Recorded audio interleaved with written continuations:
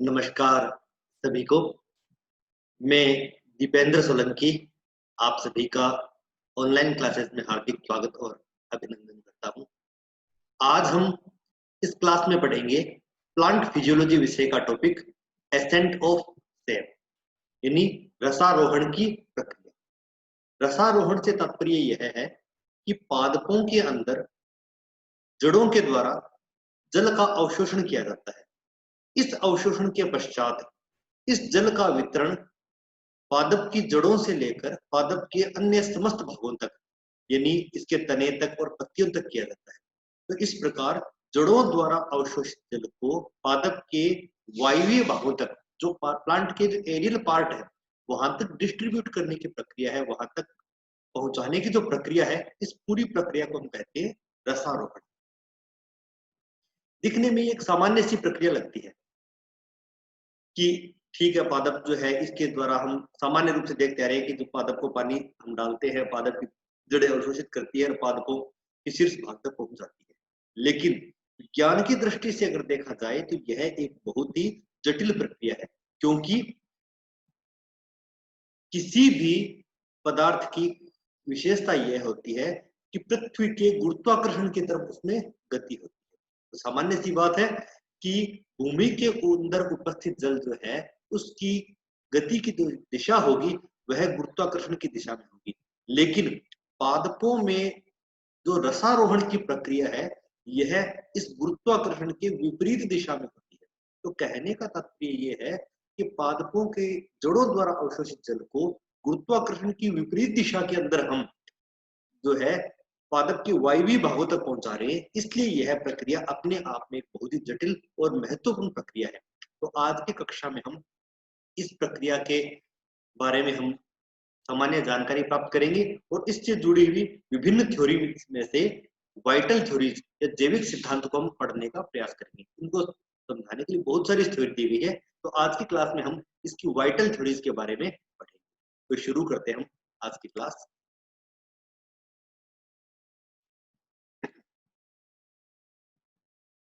तो सबसे पहले हम शुरुआत करते हैं इसकी परिभाषा से। तो सीधी से तात्पर्य यह है कि यहाँ पर पानी का अपवार्ड मूवमेंट होता है। अपवार्ड का मूवमेंट का मतलब पादप के आधार भाग से पादप के शीर्ष भाग की तरफ जो जल का संवहन होता है, that is called as upward. तो यहाँ पर जल का ऊपरी दिशीय परिवहन होता है और जल के साथ साथ इसके अंदर घुलित जो मिनरल्स है उसका भी होता है। हमें पता है कि जल जब अवशोषित होता है तो उसके साथ उसमें घुलित लवणों का भी अवशोषण जड़ों के द्वारा किया जाता है। तो इस प्रकार जड़ों द्वारा ये जो अवशोषित जल है जिसके अंदर घुलित अवस्था में मिनरल्स भी उपस्थित है, इन्हें पादप के वायवीय भागों तक पहुंचाने की प्रक्रिया। तो वायवीय भागों में क्या आते हैं? वायवीय भागों में पादप का प्ररोह आता है, शूट आता है, यानी उसका स्टेम और उसकी लीव्स आती है, पादप का तना और उसकी पत्तियां आती है, इसके अलावा फ्लावर्स, फ्रूट्स आदि आते हैं। तो यह जो प्रक्रिया है, इस पूरी प्रक्रिया को हम असेंट ऑफ सेप यानी जड़ों द्वारा अवशोषित जल और उसमें घुलित खनिज लवणों को पादप के वायवीय भागों तक ट्रांसपोर्ट करने की जो प्रक्रिया है, उसके परिवहन की जो प्रक्रिया है, इसे हम एसेंट ऑफ सेप कहते हैं। और अगर हम सेकेंड ईयर की हम अगर बात करें तो सेकेंड ईयर में हमने उत्तक तंत्र के बारे में पढ़ा, टिश्यू सिस्टम पढ़ा था। तो वहां पर हमने पढ़ा था कि पादपों में संवहन करने के लिए विशेष प्रकार के उत्तक पाए जाते हैं, जिन्हें हम संवहन उत्तक या वेस्कुलर टिश्यू कहते हैं। और ये वेस्कुलर टिश्यू दो प्रकार के होते हैं, फ्लोएम एंड जाइलम। यहाँ पर फ्लोएम का कार्य होता है खाद्य पदार्थों का परिवहन करना, जबकि जाइलम जो है ये जल के परिवहन से संबंधित होती है। तो इस प्रकार जो यह सेप है, जो जल और घुलित लवण है, ये सभी जाइलम के द्वारा इनका परिवहन होता है। लेकिन कुछ हमारे सामने छोटे छोटे पौधे ही नहीं है, कुछ बड़े पौधे भी मौजूद है। सामान्य जो छोटे पौधे हैं वहां पर इतनी बड़ी समस्या नहीं है, पौधे जो छोटे छोटे हैं, कुछ फुट या कुछ मीटर के पौधे, वहां तक कोई समस्या नहीं है, जड़ों द्वारा जल का अवशोषित हुआ और ऊपर तक पहुंच जाते हैं। लेकिन प्रकृति में ऐसे वृक्ष भी पाए जाते हैं जो कि बहुत ही लंबे हैं, जैसे कि ऑस्ट्रेलियन यूकेलिप्टस है, इसकी लंबाई बहुत अधिक होती है। कुछ कॉनिफर्स जो कि जिम्नोस्पर्म का एग्जाम्पल है, जो हमने फर्स्ट ईयर में पढ़े थे, तो कुछ जिम्नोस्पर्म भी बहुत लंबे होते हैं, जिनके अंदर सिकोया डेंड्रोन है, मेटा सिकोया है। ये प्लांट जो है बहुत ही लंबे होते हैं और उनका तना बहुत ही मोटा होता है। तो आज के फ्लोरा के अंदर ये सबसे लंबे वृक्षों के अंदर शामिल किए जाते हैं और इनकी हाइट जो है करीब 300 से लेकर 400 मीटर तक हो सकती है। या कहने का तात्पर्य ये है कि 100 मीटर तक ये प्लांट जो है ये लंबे हो सकते हैं। तो इस इतनी अधिक ऊंचाई तक पानी को गुरुत्वाकर्षण की विपरीत दिशा के अंदर परिवहन करना अपने आप में बहुत ही महत्वपूर्ण लक्ष्य, क्योंकि हमारे घर जो है सामान्यतया 12 या 13 फीट हाइट के होते हैं, एक मंजिल। 2 मंजिल किसी का घर है तो 24-25 फीट हाइट का हो गया। अब इसी चीज से आप अनुमान लगा सकते हो कि 300 फीट का मतलब ये है कि करीब करीब यहाँ पर 12 मंजिल मकान जो है वहां तक पहुंचाना। और घरों के अंदर अगर इस प्रकार की व्यवस्था की जाती है तो हमें एक मोटर लगानी पड़ती है, इलेक्ट्रिक मोटर लगती है और इस इलेक्ट्रिक मोटर के द्वारा हमें पानी को सप्लाई करना पड़ता है इतनी अधिक ऊंचाई तक। तो आप सोच सकते हो कि घरों में जो कार्य है पानी की मोटर के द्वारा किया जा रहा है, पादपों के अंदर यह कार्य प्राकृतिक रूप से हो रहा है और किसी प्रकार की इस प्रकार से मोटर की आवश्यकता नहीं है। तो पादपों में प्राकृतिक रूप से इतनी अधिक ऊंचाई तक जल का परिवहन करना, जिसे हम एसेंट ऑफ सेव कह रहे हैं, ये अपने आप में बहुत ही महत्वपूर्ण प्रक्रिया है। अतः इसे समझना बहुत ही आवश्यक है।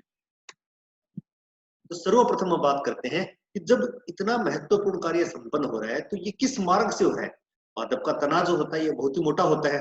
अब इतने मोटे तने में से हम बात करें तो लास्ट ईयर हमने पढ़ा था टिश्यू सिस्टम में कि इस तने का जब सेक्शन काट करते हैं तो इसके अंदर बहुत अधिक भाग है। यहाँ पर एपिडर्मिस भी है, कॉर्टेक्स भी है, एंडोडर्मिस भी है, पेरिसाइकिल भी पाया जाता है, जाइलम भी है, फ्लोएम भी है, मेडुला भी है। तो इस प्रकार तने के अंदर अत्यधिक प्रकार के उत्तक, विभिन्न प्रकार के उत्तक मौजूद है।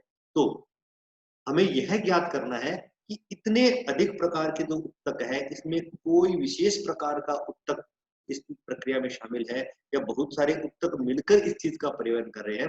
तो ये हमें खोजने की प्रक्रिया कहलाती है पाथ ऑफ एसेंट ऑफ सेप, कि जल का परिवहन जो है रसारोहण की प्रक्रिया जो है किस मार्ग से संपन्न होती है।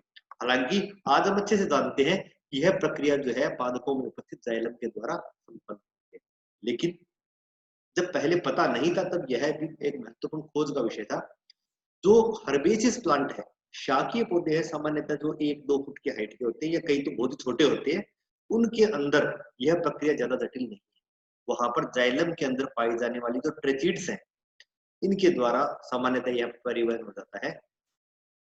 लेकिन जो बड़े पौधे हैं वहां पर, बड़े बड़े वृक्ष हैं वहां पर उनके तने में उपस्थित जो जाइलम वेसल्स है, जाइलम के अंदर जो वाहिकाएं पाई जाती है, वेसल्स यानी वाहिकाएं, ट्रेचिड्स यानी वाहिनिकाएं। जाइलम के अंदर मेनली 4 कंपोनेंट होते हैं, इनमें से 2 महत्वपूर्ण कंपोनेंट है, वेसल्स यानी वाहिकाएं और ट्रेचिड्स यानी वाहिनिकाएं। जाइलम की वाहिकाएं और वाहिनिकाएं, इनकी जो ल्यूमन है, ल्यूमन के थ्रू जल का परिवहन होता है, न कि इनकी बोल के द्वारा। पहले कुछ वैज्ञानिक यह भी मानते थे कि इनकी जो बोल है, इनकी भित्ति है, इसके द्वारा परिवहन होता है। लेकिन बड़े वृक्षों में यह सिद्ध हो चुका है कि जाइलम की वाहिकाएं और वाहिनिकाओं की जो ल्यूमन है, अवकाशिका पाई जाती है, इसके द्वारा जल का परिवहन होता है। तो रसारोहण की प्रक्रिया इस प्रकार से संपन्न होती है। और इसे, इस पाथ को समझाने के लिए, एसेंट ऑफ सेप के पाथ को दिखाने के लिए कुछ एक्सपेरिमेंट्स किए गए हैं। और इन एक्सपेरिमेंट के द्वारा यह प्रूव करने का प्रयास किया गया है कि जाइलम ही वह एकमात्र एलिमेंट है, एकमात्र तत्व है जिसकी वजह से वाटर जो है इसका मूवमेंट किया जाता है, रसारोहण की प्रक्रिया संपन्न होती है। क्योंकि इससे पहले तक यह ज्ञात नहीं था कि किस प्रकार से जाइलम के, किस प्रकार से और किस उत्तक के द्वारा जो है रसारोहण की प्रक्रिया संपन्न होती है। तो इनमें से पहला एक्सपेरिमेंट है जिसे ग्रिडलिंग एक्सपेरिमेंट या रिंगिंग एक्सपेरिमेंट कहते हैं, हिंदी में इसे वलेन प्रयोग। इस प्रयोग को संपादित किया था मेलपिगी ने। इन्होंने क्या लिया, यहाँ पर एक डायग्राम देख रहे हैं, डायग्राम हो सकता है थोड़ा क्लियर नहीं हो, समझने का प्रयास करेंगे इस डायग्राम के माध्यम से। इस डायग्राम में हमने क्या देख रहे हैं कि एक हेल्दी प्लांट लिया है हमने यहाँ पर। इस हेल्दी प्लांट का जो ये जो तना है, इस तने में हमने कट लगाया, कट लगाकर इसके जो परिधि पर उपस्थित समस्त उत्तकों को हमने हटा दिया है, केवल जाइलम को रखा है, जाइलम के बाहर उपस्थित सभी उत्तकों को हमने हटा दिया है। तो यहाँ पर यह प्लांट देख सकते हैं, जिस प्लांट के अंदर हमारे तने की संरचना अगर हम देखेंगे तो तने में सबसे बाहर एपिडर्मिस, फिर कॉर्टेक्स, फिर एंडोडर्मिस, और उसके बाद में चलकर ये जाइलम आदि संवहन ऊतक बनते हैं। तो जाइलम आदि जो संवहन ऊतक इस तने के केंद्रीय भाग में स्थित होते हैं। तो इसलिए हमने बाहरी परिधि पर स्थित ऊतकों को हटाकर हमने कॉर्टेक्स आदि विभिन्न ऊतकों को हटा दिया है। यानी हमने यहाँ पर ये क्या एपिडर्मिस है, कॉर्टेक्स है, एंडोडर्मिस आदि समस्त ऊतकों को हमने हटा दिया। यहाँ पर जाइलम मौजूद है। एक दूसरा प्लांट हमने लिया है सेम टाइम, इसी प्लांट की हमने दूसरी डाली ली है। यह प्लांट भी हेल्दी प्लांट था, लेकिन यहाँ पर हमने इस प्लांट के केंद्रीय भाग में सेंटर में हमने कट लगाया, बीच में से ऊतक को हटा दिया है। परिधि वाले ऊतक यहाँ पर मौजूद है। यानी यहाँ पर हमने क्या किया, केंद्रीय भाग के ऊतक हटाने से इस पार्ट में से हमने जाइलम को रिमूव कर दिया। तो इस प्लांट में और इस प्लांट में जो बेसिक डिफरेंस ये है, यहाँ पर जाइलम मौजूद है और यहाँ पर इस प्लांट से हमने जाइलम को रिमूव कर दिया है। अब इस प्लांट को हमने वाटर सोर्स के अंदर रखा है, पानी के अंदर इसे रखा है काफी समय के लिए। तो पानी में रखने से इस प्लांट में देखेंगे, इस प्लांट की पत्तियां जो है लंबे समय तक टर्जिड रहती है। टर्जिड का मतलब स्फीत अवस्था में रहती है। जबकि यह जो प्लांट है जिसमें जाइलम को रिमूव कर दिया गया, केवल फ्लोएम मौजूद है, तो इस प्लांट के अंदर कुछ समय हम देखेंगे इसकी पत्तियां जो है धीरे धीरे मुरझाने लगती है। तो इस प्लांट की तुलना में ये जो दूसरा प्लांट है जिसके केंद्रीय भाग को जाइलम को हमने रिमूव कर दिया है, इसकी पत्तियां जो है अपेक्षाकृत जल्दी जो है ये मुरझाने लग जाती है। तो इस प्रयोग से यह साबित होता है कि चूंकि इस भाग में जाइलम उपस्थित था, जल का संवहन यहाँ पर हुआ है, और इस भाग में चूंकि जाइलम उपस्थित नहीं था, तो जल का संवहन नहीं हो पाया। तो ये एक छोटा सा एक्सपेरिमेंट जो है मेलपी के द्वारा किया गया था, और मेलपी ने इस एक्सपेरिमेंट को करके यह सिद्ध करने का प्रयास किया कि जल का संवहन पादपों में जाइलम के द्वारा होता है, न कि फ्लोएम के द्वारा। क्योंकि जल का प्लांट के अंदर जो वेस्कुलर टिश्यू दो ही प्रकार के, जाइलम और फ्लोएम, तो हमें यही डिसाइड करना था कि जाइलम के द्वारा होता है या फ्लोएम के द्वारा। तो मेलपी ने इसे सिद्ध करने का प्रयास किया। आगे चलकर पुनः कुछ एक्सपेरिमेंट और किए गए, जिससे ये फाइनली अच्छे से साबित हो गया कि यह परिवर्तन जाइलम के द्वारा होता है। जिसके अंदर सबसे महत्वपूर्ण एक्सपेरिमेंट है इयोसिन डाई एक्सपेरिमेंट। इयोसिन एक प्रकार का अभिरंजक होता है।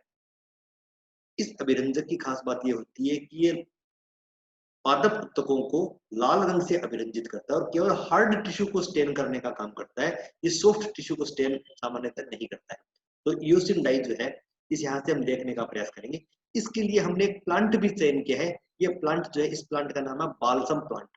बालसम प्लांट जो है, इसकी खास बात क्या होती है, इसका तना सेमी ट्रांसपेरेंट होता है। सेमी ट्रांसपेरेंट मतलब अर्ध पारदर्शक होता है, और इसकी वजह से इस तने के अंदर स्थित जो कुछ कंटेंट हमें जो है दिखाई दे सकते हैं, इसलिए हमने इस बालसम प्लांट का चयन किया है। इस प्लांट को हमने पानी के अंदर रखकर काटा है। यह इस प्लांट को हमने नीचे से काट दिया है, यहाँ पर इसकी किसी शाखा को काटा है, लेकिन पानी के अंदर रखकर काटा है। क्यों काटा है पानी के अंदर रखे? क्योंकि अगर हम पानी के अंदर रखकर नहीं काटते तो इसका जो कटा हुआ भाग है वहां से एयर बबल इसके अंदर प्रवेश कर सकते थे। जैसे एयर बबल प्रवेश करते, इससे पानी अब्जॉर्ब करने की क्षमता जो है ये खत्म हो जाती। अतः हमने इस प्लांट की एक टहनी को हमने पानी के अंदर हमने काटा है। तो इस बालसम प्लांट की टहनी को हमने काट दिया। अब हमने इस पानी के अंदर इयोसिन डाई जो है ये मिला दी है। तो इस पानी के अंदर इयोसिन डाई जो गुलित अवस्था में मौजूद है। कुछ समय हम देखते हैं कि धीरे धीरे स्टेम जो है, इस स्टेम के अंदर रेड लाइंस दिखाई देने लग जाएंगी, और यह लाइन जो है इसके ऐसा पता प्रतीत होगा कि धीरे धीरे ये रेड लाइन जो है नीचे से ऊपर की तरफ बढ़ रही है। तो हमें स्पष्ट रूप से दिखाई देने लग जाएगा कि यहाँ से पानी इस प्रकार से अवशोषित, तो हमने देखा होगा जैसे थर्मोमीटर होता है, थर्मोमीटर के अंदर पारा होता है, जैसे जैसे टेम्परेचर बढ़ता है पारा धीरे धीरे ऊपर चढ़ता है। सेम उसी प्रकार से जैसे जैसे यहाँ से जल का अवशोषण होगा, इसमें ये पानी जो है रेड कलर की जो डाई के साथ ये धीरे धीरे ऊपर की तरफ इसकी मूवमेंट होते हुए में दिखाई देगी। क्योंकि हमने बताया था कि इसका तना जो सेमी ट्रांसपेरेंट होता है, लेकिन यहाँ से हमें यह पता नहीं लगता है कि जल का संवहन किस भाग के द्वारा होता है। इसके लिए हमें क्या करना पड़ेगा, इस तने का हम सेक्शन कटिंग करेंगे, इसका ट्रांसवर्स सेक्शन काटेंगे, अनुप्रस्थ काट काटेंगे। यहाँ पर आपको इसका अनुप्रस्थ काट दिखाई देगा। इस अनुप्रस्थ काट में हमें देखने पर यहाँ पर देखेगा ये जो जाइलम के कंटेंट है इस जाइलम कंटेंट के अंदर इयोसिन डाई मौजूद है। ये जो पार्ट है यह रेड कलर के दिखाई देते हैं, जबकि पादप इस तने के अंदर अन्य सभी प्रकार के जो ऊतक है इसमें इयोसिन डाई बिल्कुल भी दिखाई नहीं देती है। तो यहाँ पर इस डायग्राम से बिल्कुल क्लियर पिक्चर हमारे सामने आ जाती है कि जिस पार्ट के अंदर इयोसिन डाई मौजूद है उसी पार्ट के द्वारा ही जल का संवहन हुआ है, क्योंकि जल जो है यहाँ पर इयोसिन डाई मौजूद है, तो जहां जहां से जल का संवहन हुआ है उस जल के साथ साथ इयोसिन डाई भी वहां पर पहुंच गई। तो इस प्रकार हमने दो एक्सपेरिमेंट किए, ग्रेडलिंग एक्सपेरिमेंट और इयोसिन डाई एक्सपेरिमेंट, और इन दोनों एक्सपेरिमेंट के द्वारा यह अच्छे से साबित हो जाता है कि पादपों में जल का रसारोहण एसेंट ऑफ सेप जो है यह प्रक्रिया वेस्कुलर टिश्यू जो है इसमें उपस्थित जाइलम के द्वारा ही संपन्न। अब हम बात करेंगे, जब हमें यह पता है कि किस पथ से होती है, कौन से रूट से एसेंट ऑफ सेप होता है, अब हम इस प्रक्रिया को समझने का प्रयास करेंगे कि इसकी मैकेनिज्म क्या होती है, क्योंकि हमने अभी बात की थी कि यह प्रक्रिया दिखने में जितनी हमें आसान दिखाई देती है हम उतनी ही मुश्किल है, क्योंकि ये काम घरों के अंदर हम मोटर के द्वारा करते हैं, लेकिन पादपों में एक प्राकृतिक प्रक्रिया द्वारा, सामान्य प्रक्रिया के द्वारा जो है करीब 100 मीटर ऊंचाई के जो प्लांट है, जो 300 से 400 मीटर हाइट के जो वृक्ष हैं, वहां पर भी जल का संवहन गुरुत्वाकर्षण की विपरीत दिशा में हो रहा है। तो यह प्रक्रिया वास्तव में एक जटिल प्रक्रिया है और इसे समझना बहुत ही आवश्यक है। हालांकि अभी तक ऐसी कोई सार्वत्रिक सिद्धांत नहीं है, ऐसी कोई यूनिवर्सल थ्योरी नहीं है जिसके द्वारा इस प्रक्रिया को समझाया जा सके। फिर भी बहुत सारी थ्योरी दी गई है और इन सारी थ्योरी के द्वारा इस प्रक्रिया को समझाने का प्रयास किया गया है। और इन जितनी भी प्रकार की थ्योरीज दी गई है, इन सभी थ्योरीज को हम 3 कैटेगरी में डिवाइड करते हैं। पहली कैटेगरी है वाइटल फोर्स थ्योरी, जैविक बल सिद्धांत। दूसरे प्रकार की थ्योरी है रूट प्रेशर थ्योरी या मूल्य दाब सिद्धांत। तीसरी है फिजिकल फोर्स थ्योरी या भौतिक बल सिद्धांत, यानी जैविक बल, मूल दाब और भौतिक बल।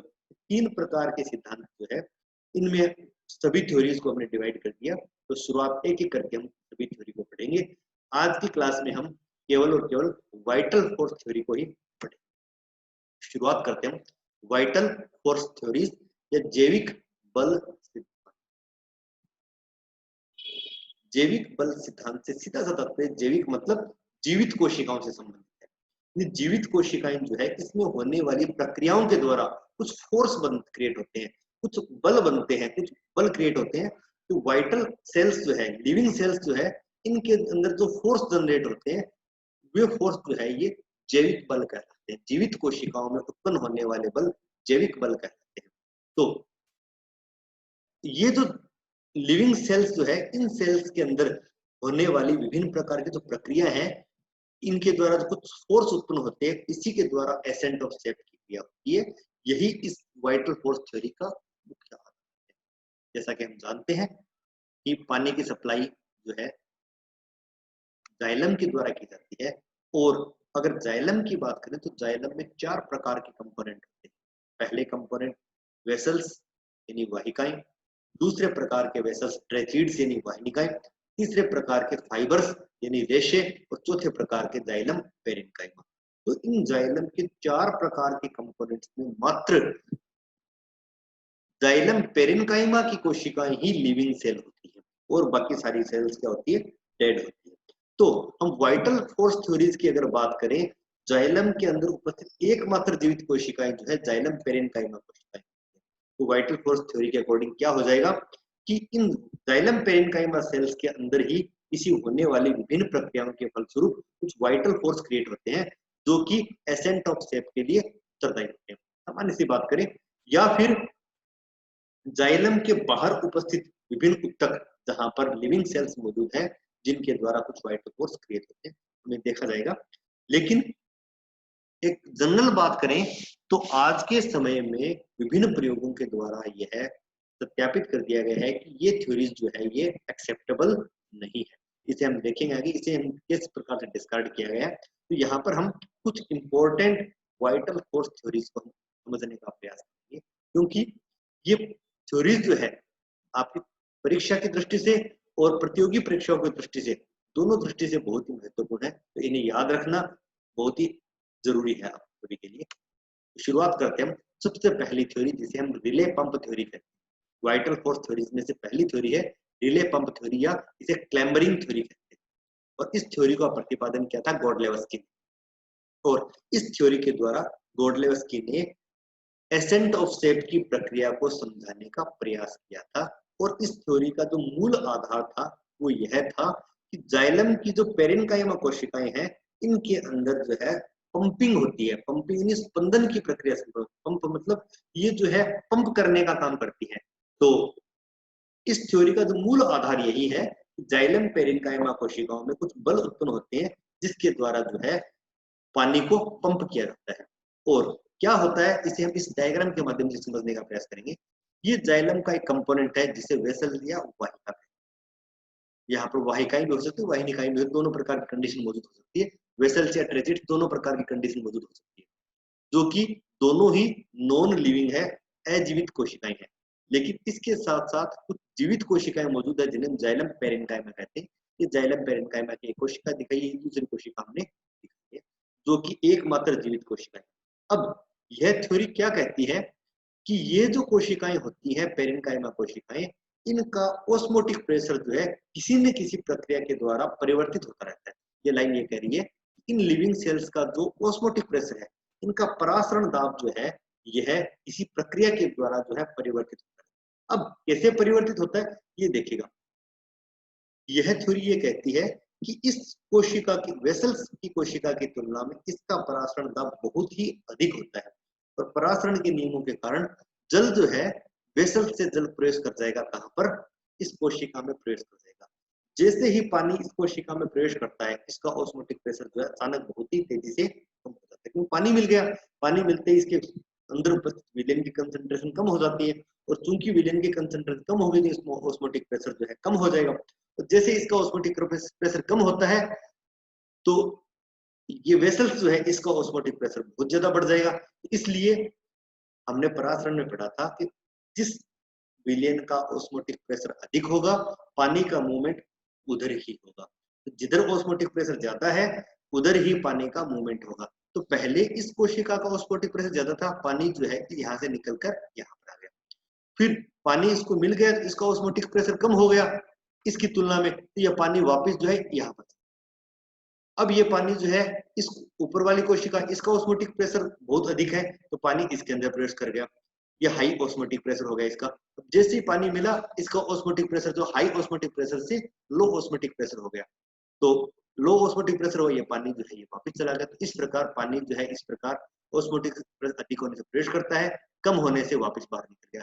फिर ऑस्मोटिक प्रेशर अधिक होने से वापस प्रवेश कर गया और कम होने से वापस बाहर निकल गया। तो इस प्रकार इन कोशिकाओं के अंदर लगातार ऑस्मोटिक प्रेशर जो है ये परिवर्तन होते रहने से पानी जो है धीरे धीरे ऊपर की तरफ चढ़ता रहता है।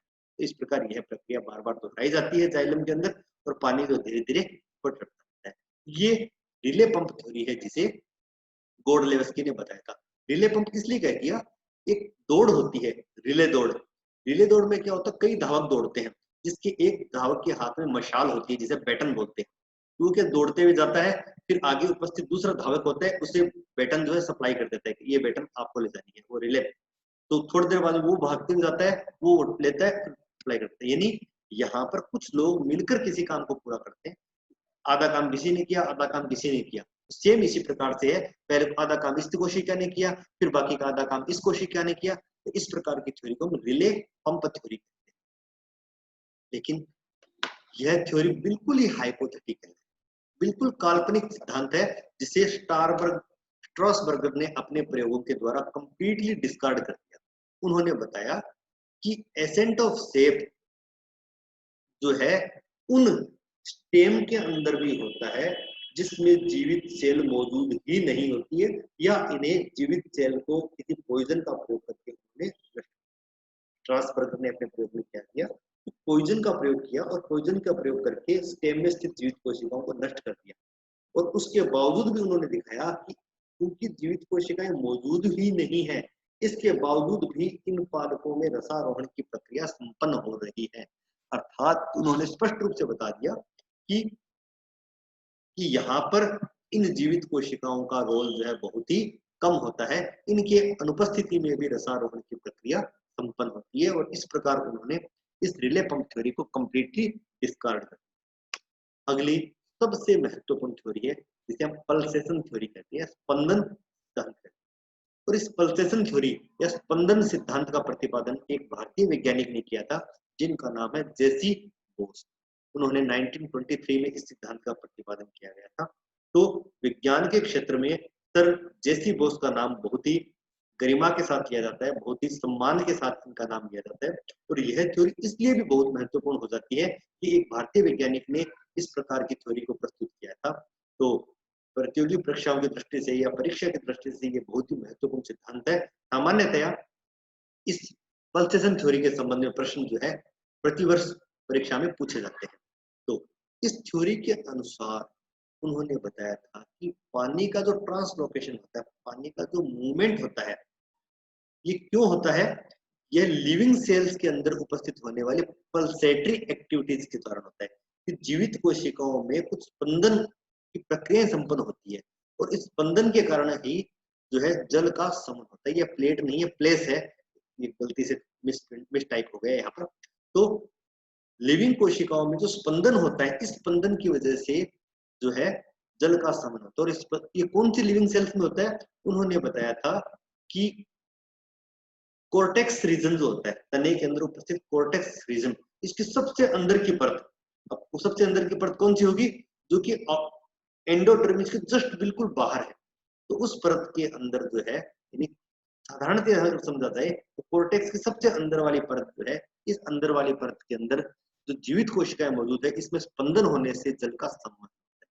इसके लिए उन्होंने एक अपना स्वयं का एक इंस्ट्रूमेंट इन्वेंट किया था और इस इंस्ट्रूमेंट का नाम रखा था क्रेस्कोग्राफ। ये भी बहुत ही महत्वपूर्ण प्रश्न है, ये बार बार पूछा जाता है कि क्रेस्कोग्राफ किसने बनाया था या जेसी बोस ने किस उपकरण का निर्माण किया। इस उपकरण में उन्होंने एक जीवित पादप को लिया था। इस पादप को उन्होंने एक गैल्वेनोमीटर से कनेक्ट किया था। तो ये प्रेशर गॉज या गैल्वेनोमीटर होता है, एक बैटरी से कनेक्ट कर दिया और एक लिया था उन्होंने इलेक्ट्रिक प्रोब।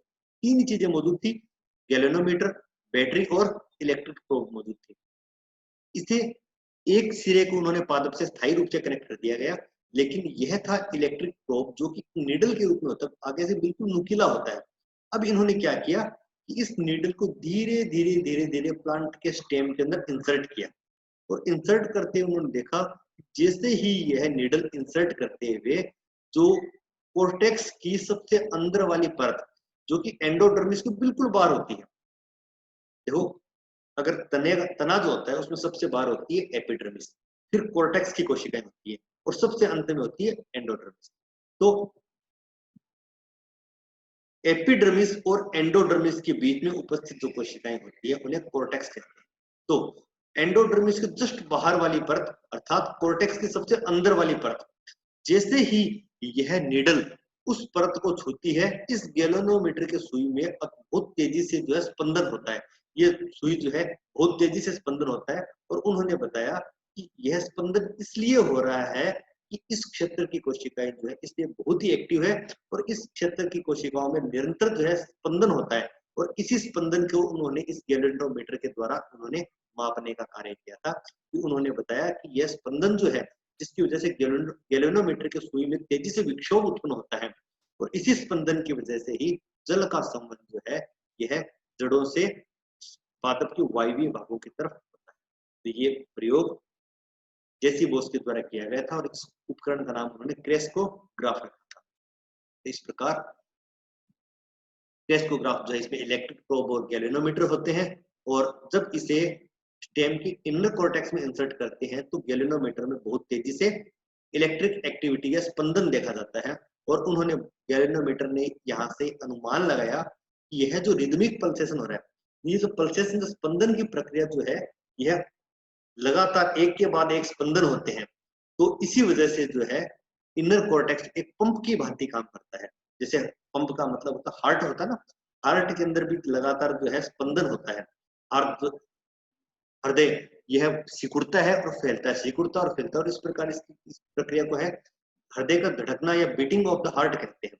और इसी वजह से जो है जीवित जीव जो है, जो एनिमल्स है, मनुष्य है, उनके अंदर रक्त का पंप किया जाता है, रक्त का संवहन किया जाता है। तो उन्होंने सेम इसी से जोड़ते हुए बताया, जिस प्रकार हार्ट में बीटिंग से जो है रक्त का संचार किया जाता है, उसी प्रकार से जो इनर कोर्टेक्स की कोशिकाओं में स्पंदन से ये पंप की भांति व्यवहार करती है और एसेंट ऑफ सेल रसारोहण की प्रक्रिया जो है संपन्न होती है।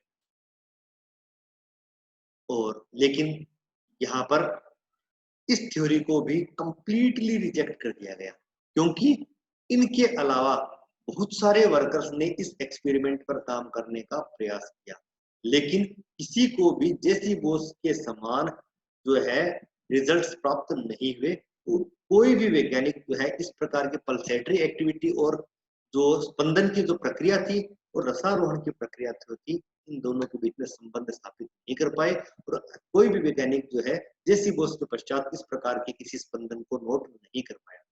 तो फाइनली विभिन्न वैज्ञानिकों के द्वारा इस प्रयोग को किया गया, और चूंकि यह प्रयोग नहीं हुआ तो अतः इस थ्योरी को भी कंप्लीटली रिजेक्ट कर दिया गया, डिस्कार्ड कर दिया गया।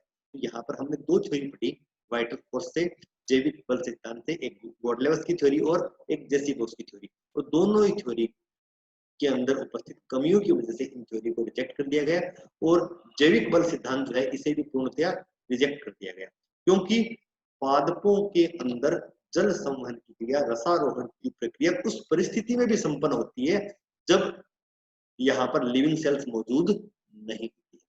तो आज की क्लास में हमने रसारोहण की प्रक्रिया के बारे में सामान्य जानकारी प्राप्त की, और रसारोहण की प्रक्रिया के मार्ग के बारे में भी हमने पढ़ा, path of ascent of cell पढ़ा, स्टेप पढ़ा। और इसके अलावा हमने रसारोहण की प्रक्रिया को समझाने के लिए जो विभिन्न प्रकार की थ्योरीज दी गई है, उन थ्योरीज में से एक थ्योरी जैविक बल सिद्धांत को हमने पढ़ा।